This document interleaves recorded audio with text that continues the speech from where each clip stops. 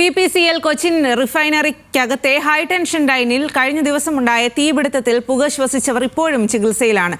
സമീപ പ്രദേശങ്ങൾ താമസയോഗ്യമാണോ എന്ന് പരിശോധിക്കാൻ കളക്ടർ നിയോഗിച്ച സംഘം ഇന്ന് അയ്യൻകുഴിയിലെത്തും.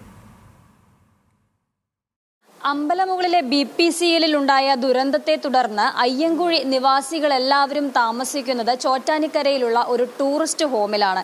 കഴിഞ്ഞ 2 ദിവസങ്ങളായി ജോലിക്ക് പോകാനും പഠിക്കാൻ പോകാനും ഒന്നും കഴിയാതെ സ്വന്തം വീട്ടിലേക്കൊന്ന് കയറി ചെല്ലാൻ പോലും ഭയത്തോടെ ജീവിക്കുന്ന കുറച്ച് ആളുകളാണ് നമുക്കൊപ്പം ഉള്ളത്. ഇപ്പോൾ വലിയ പേടിയാണല്ലോ അയ്യൻകുഴിയിലേക്ക് പോകാൻ ഇപ്പോൾ ഭയങ്കര ഭയമാണ്. 8-ാം തീയതി 4 മണിക്ക് ആ സ്ഫോടനത്തിന് ശേഷം ആ സമയമായതുകൊണ്ട് മാത്രമാണ് ഇന്ന് ഞങ്ങൾ ജീവിച്ചിരിക്കുന്നത്.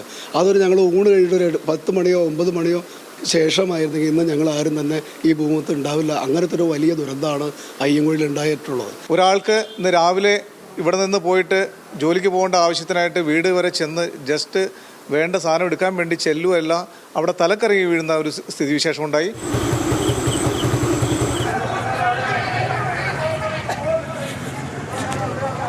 BPCL കമ്പനിയുടെ സമീപ പ്രദേശങ്ങൾ താമസയോഗ്യമാണോ എന്ന് പരിശോധിച്ച് റിപ്പോർട്ട് സമർപ്പിക്കാനാണ് കളക്ടർ നിയോഗിച്ച സംഘം ഇന്ന് സ്ഥലം സന്ദർശിക്കുന്നത്.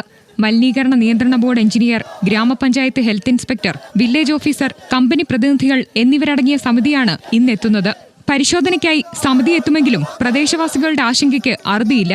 പൊല്യൂഷൻ കൺട്രോൾ ബോർഡിൻ്റെ റിപ്പോർട്ട് വന്നിട്ടുള്ളത് അവിടെ ജനവാസം യോഗ്യം അല്ല എന്നുള്ളതാണ്. അത് തന്നെയല്ല, ഒരു അപകടം വന്നാൽ എയർ ലിഫ്റ്റിങ്ങിലൂടെ പോലും ആളുകളെ ഇവാക്യുവേറ്റ് ചെയ്യാൻ കഴിയാത്ത സാഹചര്യമാണ് ഉള്ളത് എന്ന് ഇതിൻ്റെ എക്സ്പെർട്ടുകളായിട്ടുള്ള ആളുകൾ പറയാണ്. ഇപ്പോൾ പൊല്യൂഷൻ കൺട്രോൾ വന്ന് ടെസ്റ്റ് ചെയ്താലും അല്ലെ കളക്ടർ നേരിട്ട് വന്നാലും എന്ത് വന്നാലും അവിടുത്തെ ആ ഒരു ഇന്നത്തെ ഈ അവസ്ഥ വെച്ചിട്ട് തിരിച്ച് ഞങ്ങൾക്ക് അങ്ങോട്ടൊരു തിരിച്ചു പോകൽ നടക്കുന്ന കാര്യമല്ല. എങ്ങനെയാണ് ഞങ്ങൾ ഈ കുഞ്ഞുങ്ങളെയും കൊണ്ട് പോയി ജീവിക്കുന്നത്?